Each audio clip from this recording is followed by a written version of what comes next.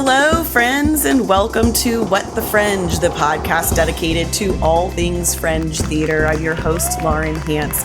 Each week, I visit with Fringe artists to hear all about their endeavors and gain insight into their process. This week, I'm visiting with Chris Sainton-Clark of The Night Ali Died. Ali is wanted dead by a vicious London gangster and is placed under police surveillance for the protection of him and his family. Yet, for some reason, Ali decides to sneak out into the night, sparking a bloody domino effect that ricochets through the sleepy streets of his city. Through the brutal accounts of Ali, a henchman, a detective, and a mob boss find out what on earth happened the night Ali died. A gripping and cinematic solo thriller about a man who becomes dangerously out of his depth in the criminal underworld. The Night Ali Died premiered at Prague Fringe in 2025 and has received 6 awards in its first year touring. So Rosanna, my director, she's directed both A Year and a Day and The Night Ali Died. And I held lots of Zoom interviews for people, and we had conversations about their backgrounds, and I noticed that a lot of people were very complimentary of the script, and they're saying they're really excited and wanting to be a part of it, which is really cool. And I was really finding it hard to choose who it would be. And then Rosanna was my last interview for the day, and she got on the call and she said, "Chris, these are all the fundamental issues with your play, and here's what I do about it." And she was brutally honest with me, and I was like, oh, you're the person I need to do this. Chris Sainton-Clark is a 12-time Fringe award-winning British theatre maker, alternative comedian, and storyteller based in Norwich, UK. He is known for his cinematic style of performance and has gained significant acclaim on the International Fringe Festival circuit. With a love of film and a career background in technical theater, Chris started his production company, Raising Cane Productions, at the age of 20, with the aim of creating bold, cinematic theater that provokes thought, yet entertains in equal measure. Chris takes a cinematic concept for a production that has a scope to be more of a movie and TV series, and then finds a way to present this concept in a stripped-back theater setting. Examples of his productions are My Other Half, a comedy about a couple that switched bodies, then quickly descends into a psychological thriller. A Year and a Day, a romantic time travel comedy story that spans 65 years in 2 countries. And his latest production, The Night Ali Died. Alongside this, Chris tours with his alternative comedy show, Pub Tales, a satirical insight into pub culture. Chris, welcome to What the Fringe. Hi, thank you for having me. I'm so excited to have you here. We were talking just before we got on air, because I'm sure you were wondering, where did this chick find me? And as the podcast is growing to obviously cover global Fringe, I was looking at some of the Fringe festivals that are happening a little bit earlier in the year, especially in the UK. And I was looking at Brighton, and I saw your show and it piqued my interest. And so I thought, let's see if I can get this guy on the podcast. And thankfully you said yes. So here we are. Yeah, fantastic. That's great. Yeah, glad to see it's getting noticed on the other side of the world. Yeah, absolutely. Well, let's start with talking about your journey as an artist. So you studied film and technical theater in college. Is that correct? Yeah, our college isn't technically university. College in the UK is it's kind of ages 16 to 18, and it's what we do before university. So I didn't actually do a degree in film or backstage theatre, but I did film studies for my A-levels, as we call it in the UK. And then I went on to do an apprenticeship after that, working in a small scale theatre in North Norfolk in the UK. And yeah, I learned how to do lighting and sound and stage management and that side to theatre before I started writing and doing my own productions. Well, how did you find your way into performing? Or were you one of those people that was performing first and then tech theatre kind of came up for you? Or how did you get into that? It was one of these things that I kind of went back and forth with. When I was younger, I'd always wanted to be a performer and writer and director. And I did kind of drama at school. After finishing my studies, I kind of just slipped away from doing that, and I found work doing technical theatre, and it was that kind of took up my focus. And then lockdown happened, and it was kind of like a wake-up call, and I realised that I hadn't been doing the thing I wanted to do. And so I then looked at my roots into performing, and I kind of found an alternative way of doing it. So rather than studying at a drama school or university or conservatoire, I did lots of short courses, and I found kind of funding to do week-long intensive courses, and I built up lots of those and worked with different directors and started to put on productions. Yeah. Ah, very cool. I love that journey. And Fringe is kind of like the perfect place to combine all of these like little interests and talents that you have. And I think that's really exciting that you've kind of found your way into the Fringe scene. Talk to me about that. Like, how did you find Fringe? What piqued your interest about doing that? I think Fringe is our kind of accessible way, certainly in the UK, to start staging productions and getting things out there. It's your kind of first chance of breaking that glass ceiling and getting your stuff out there and getting your name out there and your work out there. So there was always that draw to it. And then in terms of like actually staging it and putting it on, I found that having that technical theatre background really helpful, because I would write stuff knowing that it needed to be stripped back and versatile and put into spaces where they might be slightly lacking in lighting equipment and sound equipment. And so I would write things and stage them knowing how that technical aspect of it was going to work as well. So I found that having that technical background really helped. Yeah, absolutely. Because you have to adapt to so many different spaces. I've been in lots of different situations. You show up and what they told you they had is not what they have. And you're in like all of these weird like places. I don't know if it's the same there, but some of the smaller festivals here in North America, it's like you just show up and you don't know what you're going to get. I always say that I like to write things that are Fringe proof, so they can work in a big venue or they can work with very basic lighting and Yeah. So talk to me about the challenges that poses, or even benefits that poses with someone who is kind of highly technical in your shows. And I want to get into the thriller genre in just a minute, but what are you experiencing when you're putting those shows together and thinking technically as well? There's definitely a feeling of like a control over all aspects in that sense, as in not control, but like an overarching kind of voice that's driving the show. So recently doing The Night Ali Died, not only am I performing and writing in it, but I've also kind of like built the soundscape and all the sound files to it. And I like to have that kind of aspect of it as well, because I do think quite cinematically in terms of doing theatre.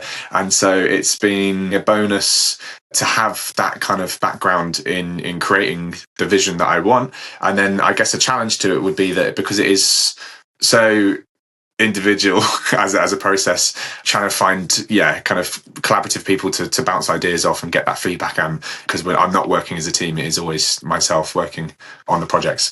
Finding that kind of collaborative aspect to it can be a bit of a challenge sometimes. Yeah. So do you travel with a technician as well? Yeah, my partner Daisy travels with me doing the tech to my shows. Great. And so what advice, I guess, would you give other theater makers that want to have kind of like a highly technical show? It sounds like you're using a lot of sound instead of lights, or, what are some advice there? My advice would be it doesn't have to be highly technical to be highly technical. That doesn't make much sense. But I mean, we have a tech-heavy show in terms of there's lots of sound cues that create a kind of gentle soundscape, but it's not obvious. It's underlying and quite cinematic. And in terms of lighting, we only actually have 4 lighting states. So although we're trying to create something cinematic that looks cool, but it's actually just 4 cues that we end up building. And so whereas we know that we like it to look cool and cinematic, we are fully aware that the power in the production is through the storytelling and the writing and the performance in the room. That wasn't really advice. Well, no. I think what I hear you saying is like write a good script and have like a good performance, which is, I would always, my best advice for Fringers is like, first make good art, and then it sounds like you're relying a little bit more heavily on sound. because that is something that is easily transferable in kind of any space rather than lighting. Would that maybe be a fair assessment? Yes, definitely. I would say the cinematic aspect of the production doesn't come from, we don't use projection or complicated lighting or anything like that. It is just a well-built soundscape that has kind of like, cinematic music, stuff that we recognize from watching TV and films like that. But it's just very gently underscores it, so it's not obvious to the audience. Yeah. Is it something, are you having sound almost the entire show? Because in film in particular, right? There's constant like music to help set the tone. Is that something that you're borrowing from? Yeah, it's not constant. It's not throughout the entire length of the production. There are points where it is just me on stage talking and performing. But I would say more so than most Fringe productions, there is a gentle kind of overarching underscore. Yeah. Awesome. Well, okay. So some of your shows that all of them that you've done have been this kind of crime thriller genre, which I think is very interesting to bring to the stage. I feel like most of the crime thrillers that I've seen, especially here in my hometown, do rely heavily on sets moving and lights and all of that. But what draws you to the crime thriller genre and doing it live versus on a camera? I've always been drawn to cinema, and that was always the kind of dream I had when I was younger. I really like Tarantino's early work, and I'm a big fan of Guy Ritchie, and that's just always been something I've really enjoyed. And to me, theatre was the accessible route to do that. So if I wrote it as a short film or a feature length screenplay or anything like that, me with the means I have by myself, I wouldn't know how to begin to get that out there in terms of funding and finding people. I'm sure there would be a grassroots scene that I'd be able to kind of potentially find. But in terms of actually just finding a way to present my writing, Fringe theatre, and having that kind of background in technical theatre and having some contacts in theatres through that work, that seemed the most logical and accessible route to me to kind of make a start.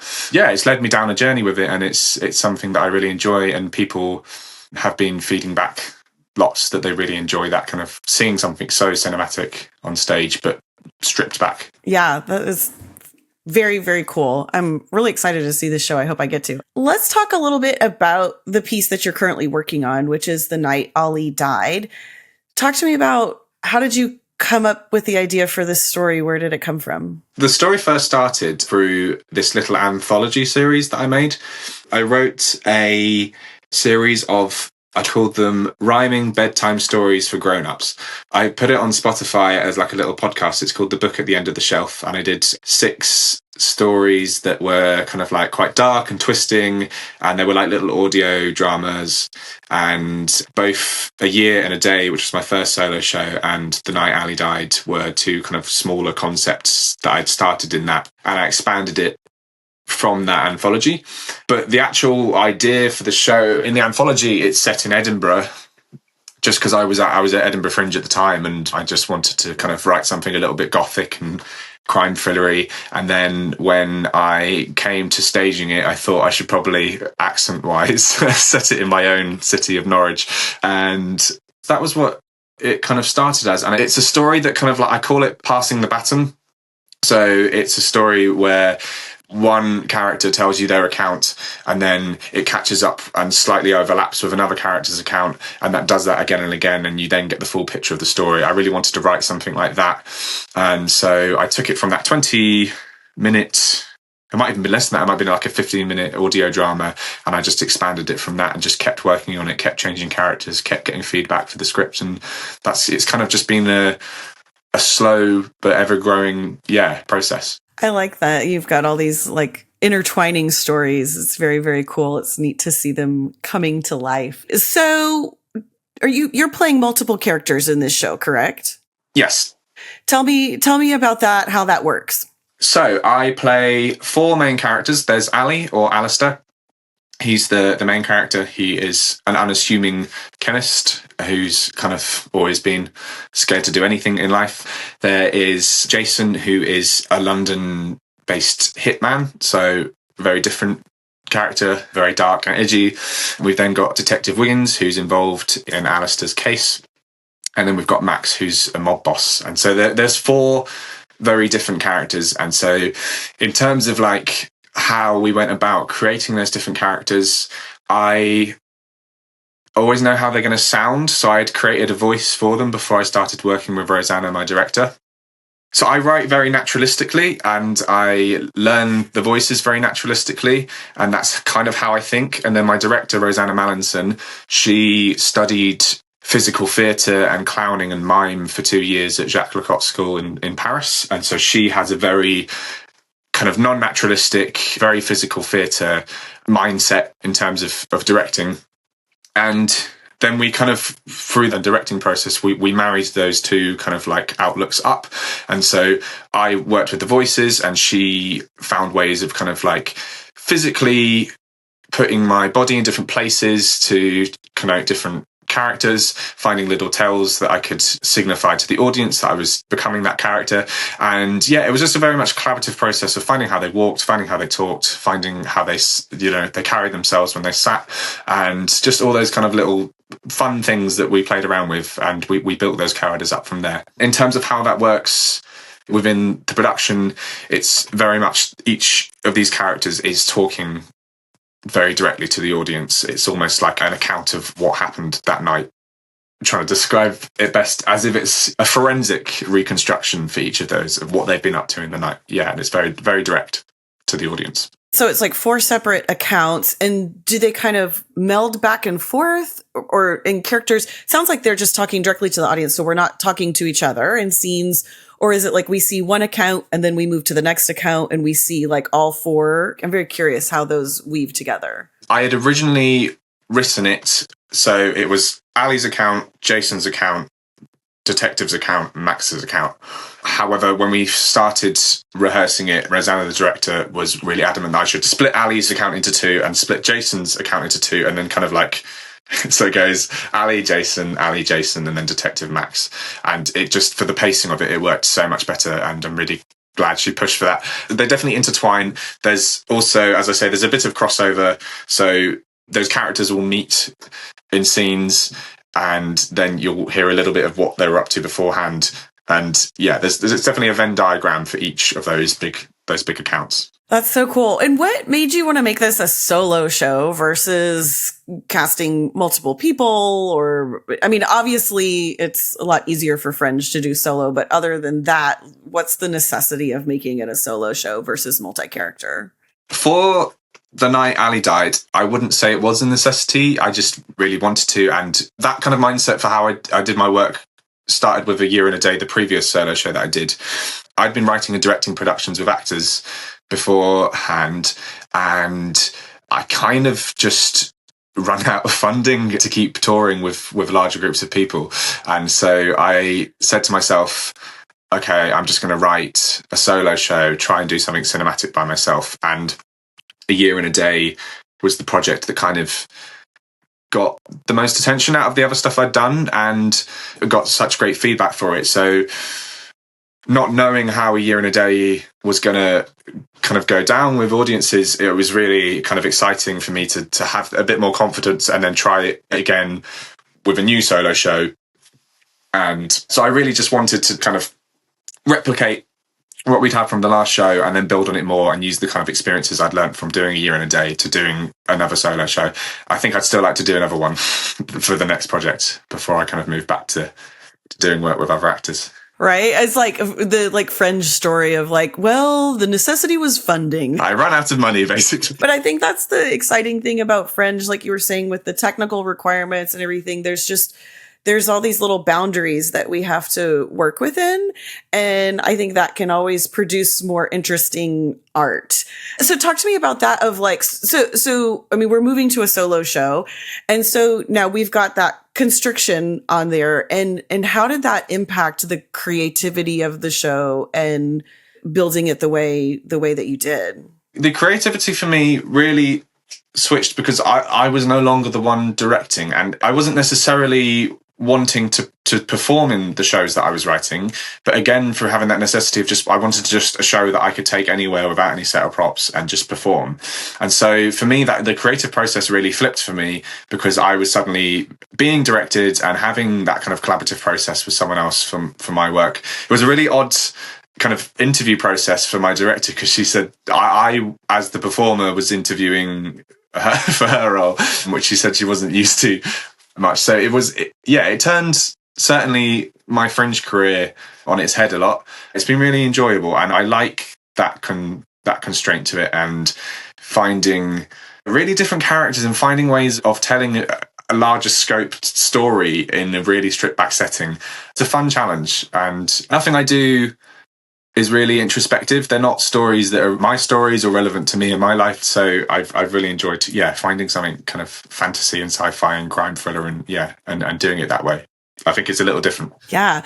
Well, and then so you interviewed directors. It wasn't like you had a buddy that was like, hey, let's put this together. What was that process like of like finding people to help you with the project? It was really interesting. And I was still kind of in and out of lockdown at the time I started doing that for A Year and a Day. So Rosanna, my director, she's directed both A Year and a Day and The Night Ali Died.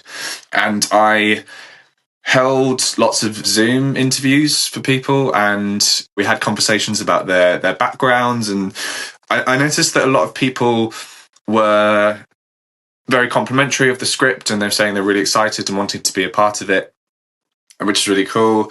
And I was really finding it hard to choose who it would be. And then Rosanna was my last interview for the day, and she got on the call and she said, Chris, these are all the fundamental issues with your play, and here's what I do about it. And she was brutally honest with me, and I was like, oh, you're the person I need to do this. And yeah, that was kind of how I found my director. And she's brilliant, she's got a great mind, and not afraid to push me and challenge me. And I've really enjoyed that process of working with her. And because I was doing it by myself, I needed someone to be brutally honest with me. Yeah, absolutely. I'm a firm believer in having a director and somebody who will tell you, this isn't working, you need to fix this and that. And I love that out of the gate, she was like, I'm not going to compliment you. I'm going to tell you all the things that are wrong. I see a show and I've always got some kind of thought on it. And so I love that was welcomed, and that's really exciting, because some artists don't want that feedback. And so that you as the artist recognize that was something that you needed, and that it would make your work better, because theater is always collaborative. And so I applaud you for hiring the right person. And I was so afraid to do it. I think if I had gone for someone who was just complimenting it all the time, I would be so nervous to know that it was good or not, but to know that it was a process where things were being improved and we had that honesty to it, it just bizarrely made me feel much more comfortable. Yeah. Well, yeah, because that they're going to tell you if it sucks or not. Yeah. Now that's what I need. Absolutely. Every first draft, all my first drafts are very the dialogue's on the nose. It's just let me get it out. And now I've learned that. And I love when people read it and go, this isn't working, or this is on the nose. And it's so refreshing to have that trust. And I feel like when people are giving that feedback, it's because they care. Yes, definitely. Not that people that compliment you don't care, but I'm sure a lot of them would have also had great ideas and pushed me and done that as well. But I think just from the get-go in the interview process, to have that confidence that's what I needed. That's really encouraging. Well, okay, so it sounds like your shows are just they're for entertainment, right? Everybody likes a good scare. They like a good thriller. But what are you hoping audiences walk away with when they leave the show? I might talk about A Year and a Day with this as well, because they're two contrasting things. So for these last two solo shows I've done, with A Year and a Day, it's this time travel story of a guy who, every time he falls asleep, he jumps forward in time. And so he kind of watches his wife age. And there was a lot that I wanted to say with that one, and kind of different ideas we played with, and it has quite a poignant ending. And so I was quite nervous coming into The Night Ali Died, because at the time I was writing it, I didn't quite know what I was saying with it, other than that I wanted it to be an entertaining thriller. And so I was a bit nervous that it might be a little bit shallow, or there might not be stuff that people would would take away from it. And then the more I wrote and the more I jumped into it and looked at what I'd written, I realized how many kind of like themes I'd kind of woven in that I hadn't even realized that are relevant to kind of like how employers treat employees and experiences I'd had with management and things like that, and the working world, and not feeling like you're progressing, and all these kind of things that I kind of hadn't consciously put into The Night Ali Died, but since it's been brought to life has become a lot more noticeable. So I really do want people to just take away an engaging and entertaining experience with Ali, because it is a lot of fun, but but there's also definitely themes of control and abuse of power and things like that in the play that I think I'd like people to kind of maybe think about too. Yeah, it's exciting how sometimes our writing reveals something deeper that we didn't know that maybe in our subconscious we were thinking about, or, it's like you set out to write one thing and then you write something completely different. And that's really the beauty of the process. Mm-hmm. Well, let's talk a little bit about Pub Tales, which is another show that you tour. Tell me a little bit about that, because it's a little bit of comedy. I think you do some music in that as well. Tell me about that show. What's it look like? It's so different to the other stuff that I do. It's just me and a guitar and normally a pint of beer. And they're songs that are observational humour about different people I've served and worked with in pubs and bars. And it's an alternative comedy show, and I take it to kind of stand-up comedy places too, but it was never something I really meant to do in terms of comedy. I'd been working in a pub job, and I was starting to do my theatre career as well, and I got really tired of, like, in a lot of like rural British pubs, it can be a lot of like, toxic masculinity, a lot of kind of bigotry and racism and homophobia, and a lot of stuff that you kind of just listen to people spouting in pubs a lot when you're working there. And I was really frustrated, and I wrote a couple of songs that were essentially completely taking the piss out of people that were regulars in my pub. But I was wanting to write it as like quite a serious musical thing, like commenting on all that racism and homophobia and bigotry. And I took these two songs to a music open mic. It wasn't even a comedy open mic, and everyone was laughing so much that I just thought, I'll try writing more of these. And it never formed itself into a musical. It's just become like a comedy show that I do now, and I've just been touring it around New Zealand, and I was really worried that it might be too British for an international audience to kind of enjoy, but those characters that I sing about seem to be recognisable to people over there and stuff. So it's very tongue-in-cheek, satirical look at drinking culture and pub culture in the UK. I love culturally specific shows. It's very exciting to me, and I would always encourage an artist to not be nervous about that, because we like to get a peek into that world. And I mean, as many writers know, the more specific you get, sometimes the more universal it becomes. It's like, oh, I know that guy. It doesn't look like pub culture, but I know that person, and it's really fun to see that, because we don't, like in America, we don't have a pub culture. It was funny. I was writing my notes and I was like, bar culture. I was like, wait, no. That's very different. Like, we have bars here, but we don't have pubs. And the pub is like as best as I can understand, like a big hub in the city of where people will come and gather. And it's just something that we don't have here.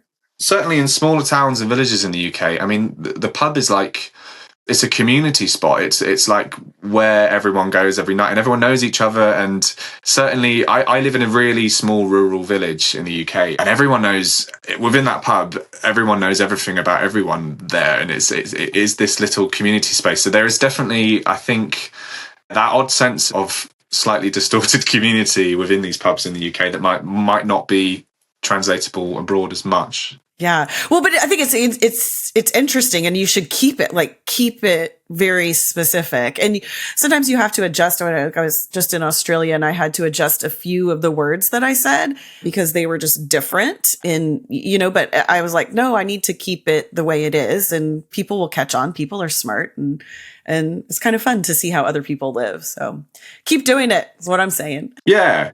So that's something I now do alongside The Night Ali Died. So I often do a Fringe festival, and I'll do The Night Ali Died, and I'll also do Pub Tales. So I just did Nelson Fringe in New Zealand, and I performed The Night Ali Died, so like a gritty, intense crime thriller. And then I had Pub Tales half an hour after Ali finished. So I said to my audience, I was like, okay, I've just done this show. I'm now going to go sing about pubs if you wanted to follow me. And so I'd run across to the venue and do that, and just complete tonal shift. But it's just another thing to do alongside the career aspiration, which is Ali. Yeah. Yeah, that's really fun. And it gives you a little extra income, gives you, a little bit more exposure, something different. Well, I'm going to ask you my last famous question, which is, what has been your most interesting or awkward Fringe interaction? Just a fun little story to end us on today. It's not one thing that has happened, but it has happened a few times. And it's not like a glowing advert for my show, but I talked earlier about how I did those bedtime stories that are rhyming. I kept A Year and a Day in rhyme. And when I did the show, so I'd be performing a show in rhyme, so it's got like a nice gentle pace to it. I would perform it in quite a gentle, like Irish accent, and we'd often be performing it in rooms that are quite warm late at night. So I'd often notice, usually older folks that have come to see the show in the front row have just gently nodded off. So I always do a thing where I like to find a way to walk as close as I can to them on stage and deliver my lines loud enough to wake them up each time, but not loud enough to make the audience aware that I'm doing anything differently. So that's a fun little game I play with myself. It's like, how can I wake this audience member up without making it too obvious? Well, I love that. It's so funny. And I feel like that's a tell that you are actually doing your job. Like, the fact that your voice is so soothing, the rhythm is correct, that it's like lulling someone to sleep. It's great. I remember years ago, I went to go see a show on Broadway called Stomp, and it was very rhythmical. It's like it was one of the first shows that used like trash cans and rhythm, and it was just like beats and bodies and music and singing. And I was so embarrassed because I fell asleep. I think it was one of my first times to New York. And I was like, I fell asleep during a Broadway show. And afterwards, our tour guide was like, oh yeah, everybody falls asleep during the show. And I realized it was because it had this beautiful rhythm to it. It just kind of like calms the nervous system and you fall asleep. So I say you're doing your job. You're not boring anybody. Yeah, not everyone falls asleep. That would be great. I've been in a show where someone gave out blankets and tea and stuff, but I didn't fall asleep during it. But it's the worst feeling being on the other end of that, though, because I've definitely been in Edinburgh where I've been working like a 12-hour shift, and then I've gone to see a show and I'm just so tired. It can be, no matter how gripping that show is. And it's the worst feeling ever because you're like in and out of consciousness, and every time it's like, can they see me? Can the performers see me? Absolutely. I've done it myself as well. And it's like zero reflection on the performer. It's most of the time. Every once in a while it is, but most of the time it's not. It's more a reflection on like my state of being. That's a great story. I love it. All right. Well, Chris, thank you so much for joining me today on What the Fringe. Has been such a delight to have you and talk about all your art. No worries. Thank you so much for reaching out. Yeah, absolutely. Well, The Night Ali Died is playing in May at the Brighton Fringe and in London at the Canal Cafe Theatre, and then in July at the Winter Fringe Festival, and in August at the Edinburgh Fringe. And Chris's show Pub Tales is also touring across the UK. You can find ticket information on Pub Tales and all of his other shows on his website at ChristopherSainton-Clark.com. That'll be linked in the show notes. You can keep up with Chris on Chris Sainton-Clark on Instagram and on Facebook at Raising Cane Productions. What the Fringe is produced and hosted by me, Lauren Hantz. This episode was edited by Ben Ellis of Renowned Media, and those sweet tunes you hear provided by Paul Snyder of Orchestra of Sound. And our logo was designed by Ruby Arnold of Ruby Makes Things. What the Fringe can be found on your favorite podcast platforms and now on YouTube. So be sure to hit that subscribe button so you can stay in the know when new episodes release. Keep up with What the Fringe on Instagram at whatthefringe_productions and find us online at whatthefringeproductions.com. Funding your Fringe journey is always an experience, and sometimes, you have to write grants, and the people that run those grants are like, it's a super simple application, just go fill it out, you'll do fine. And then you get to the application, you open it up, and you're like, It doesn't have to be highly technical to be highly technical.